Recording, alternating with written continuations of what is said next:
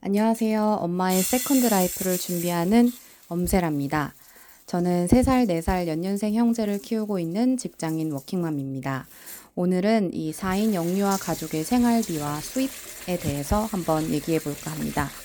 저는 결혼을 하면서 가계부를 쓰기 시작했는데요.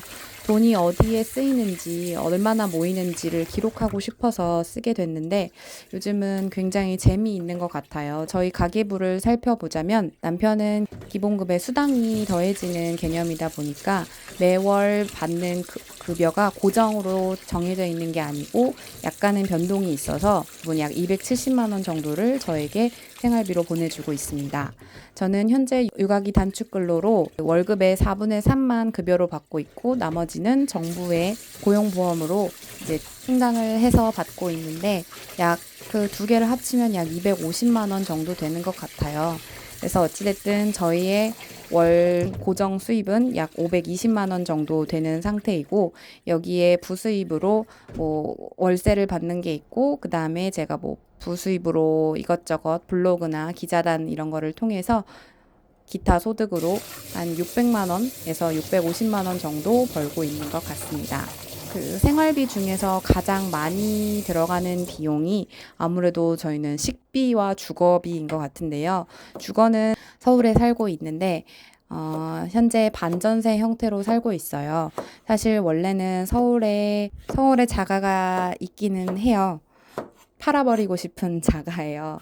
이게 제가 6년 전에 결혼을 하면서 그때 돈을 좀 모아봐야겠다 해서 청약 통장이 필요 없는 그냥 뭐 금액만 있으면 된다 해서 들어갔던 게 이제 코로나가 터지고 뭐 이러면서 부동산 시장이 묶여버리면서 약간 애매해진 거예요. 그래서 팔리지도 않고 부동산에 대해서 하나도 모른 채로 분양권을 덜컥 이제 투자를 했던 거죠. 덜컥 그 분양권을 샀는데 이게 입주할 때 됐는데 코로나가 터져서 부동산이 다 잠겨버리고 그래서 어쩔 수 없이 울며 겨자 먹기로 그 집에 물론 들어가서 살게 되었어요. 다행히 친정 근처여서 아기를 낳고 그 다음 이제 복직을 하려고 보니까 그게 서울 시내와는 많이 떨어져 있는 곳이라서 거기를 전세를 주고 지금은 반전세 형태로 나와서 근무를 하고 있습니다. 생활을 하고 있습니다. 그래서 거기에 지금 반전세 형태로는 월세 한 60만 원 정도로 살고 있는데요. 60만 원이라는 돈이 저희 수입에 비해서는 꽤 큰 돈이기는 하지만 그 친정 근처에 그 집에서 나갔던 대출 이자 플러스 시간 왔다 갔다 출퇴근하는 시간의 비용 그리고 교통비 이런 걸 따지면은 사실 지금 어떻게 보면 몸테크라고 할 수 있을 것 같아요. 좁은 집에서 사는 게. 그래서 굉장히 힘들기는 하지만 그래도 주거 비용은 어떻게 해서도 줄일 수 없는 것 같은데 이제 이게 또 전세 만기가 돌아오면은 어떻게 될지는 잘 모르겠어요. 그 다음에 식비는 사실 예산은 항상 70만 원으로 잡아놓는데 물론 이거는 식자재와 외식, 카페류 다 포함입니다. 70만 원으로 잡아놓는데 그게 쉽지는 않더라고요. 집에서 해 먹으면은 제일 좋기는 한데 워킹맘이다 보니까 가끔은 귀찮기도 하고 그리고 주말이면은 무조건 아이들과 나가서 놀아야 되는데 아이들과 나갈 때마다 뭐 적게는 3, 4만 원 아니면은 6만 원까지도 드니까 이 6만 원에 4주 계속 나가면 뭐 24만 원 정도 들어서 최대한 식비에서 아껴보려고 하는데 그게 쉽지는 않은 것 같아요. 식비를 좀 아낄 수 있는 방법이 뭐가 없을까 항상 생각하는데 참 포기할 수 없는 비용인 것 같아요. 그 다음 생활용품과 꾸민비와 건강 이렇게 해서는 뭐 한 5만 원씩으로 잡아놨는데 이거는 월별로 약간 들쑥날쑥 하는 것 같아요. 화장품이나 미용, 의류에 뭐 간혹 비용이 많이 들어가면 그 달은 30만 원 넘어갈 때도 있고 아니면은 아예 하나도 안 쓸 때도 있고 이런 것 같아서 이거는 평균적으로 약 생활용품은 약 5만 원 정도 그리고 꾸민비는 15만 원 그다음에 건강에서는 왔다 갔다 한 것 같아요.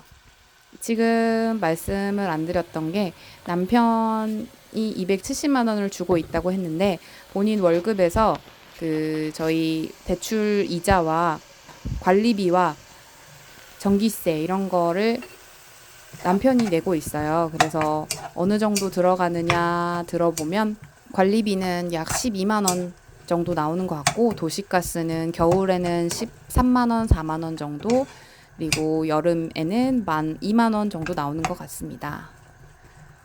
자동차는 사실 남편이 더 쓰는 일이 많기 때문에 이것도 좀 알 수 없는 것 같아요. 자녀에 들어가는 비용은 아직은 사교육비가 들어가지 않기 때문에 육아용품이나 뭐 기관 돌봄에 들어가는 어린이집 특별활동에 들어가는 비용 아니면 기저귀 분유값 해서 약 40만 원 정도 예산을 잡아놨는데 때에 따라 다른 것 같아요. 그리고 용돈은 제가 쓰는 용돈으로 약 15만 원 정도 잡았는데 보통 따져보니까 23만 원 정도 나오네요. 친구를 별로 만나지 못하고는 있어요. 아이들을 키우다 보니까 만나지는 못하는데 한 번 나갈 때 좀 많이 쓰는 편인가 봐요. 23만 원이나 나올 줄은 저도 몰랐네요. 이거 보험은 아내 제 실비와 그리고 아이들 보험료 합쳐서 약 25만 원 정도 나오는 것 같습니다. 그다음에 기타에서는 뭐 회비 같은 게 있을 텐데 회비는 후원도 하고 있고 이제 가족계나 뭐 자매계 뭐 이런 거를 하면서 20만 원 정도 쓰고 있고 사실 이렇게 가계부를 쓰면서 발견한 게 올해만 지금 현재까지 2천만 원을 어떻게 자산이 불어났더라고요. 이걸 보면 열심히 살았구나라는 생각이 드는 것 같아요. 하지만 지금 이 상태로는 지금은 사실 아이에게 들어가는 비용이 거의 없다고 생각을 해야 되니까 근데 이제 사교육비가 보통은 한 아이당 150만 원, 200만 원까지 든다고 해요. 그래서 이거를 메꿔야 되는 상황인데 그래서 부수입이나 부업 다른 추가 소득을 더 높여야 될 것 같습니다. 그래서 사실 제가 경공매를 시작한 것도 그런 이유 때문이고 엄마의 세컨드 라이프가 중요한 이유도 이렇게 엄마가 가게에 어떠한 이제 자신감이 있어야 경제에 대한 자신감, 경제적 자유가 이루어져야 엄마의 세컨드 라이프도 찾아갈 수 있을 것 같아서 이렇게 유튜브로 제 얘기를 하게 된 것 같아요. 많은 분들이 SNS를 보면 뭐 어디 놀러 가고 저기 놀러 가고 이러는데 사실 저는 그렇게 놀러 가는 게 너무 한편으로는 너무 부럽기도 해요. 나는 왜 여기서 이러고 있는가에 대한 생각도 없지 않아 있지만 그럼에도 불구하고 또 다른 미래를 위해서 한 번 더 열심히 노력해 보고자 합니다.